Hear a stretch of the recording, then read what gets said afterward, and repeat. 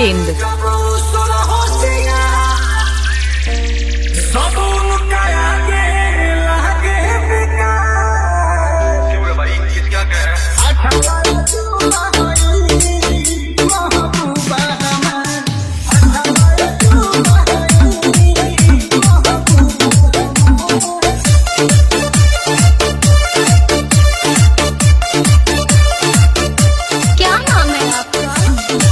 DJ सुकेंद्र कहाँ घर है?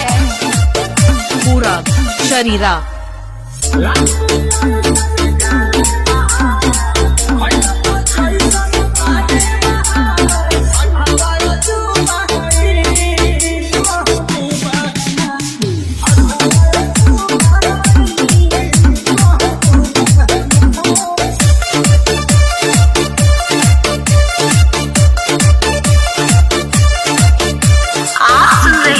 सुकेंद्र सुकेंद्र सुकेंद्र सुकेंद्र सुकेंद्र रूप रंग ऐसे जैसे लागे परियन के हर मखमली बदन पे लगे धारा सोना के पान रूप रंग ऐसे जैसे लागे परियन के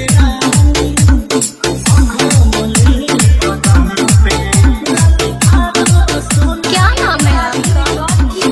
सुकेंद्र सुकेंद्र सुकेंद्र सुकेंद्र सुकेंद्र देख के दिलवा में जागे प्यार अठवा चूना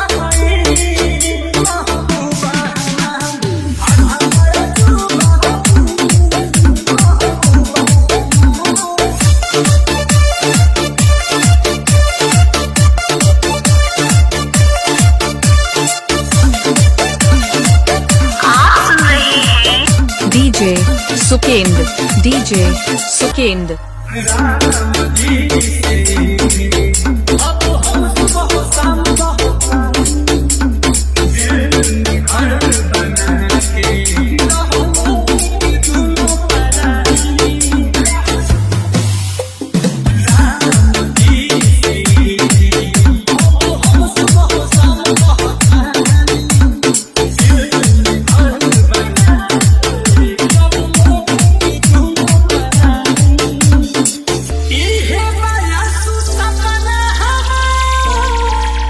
नीलो कमल के बसे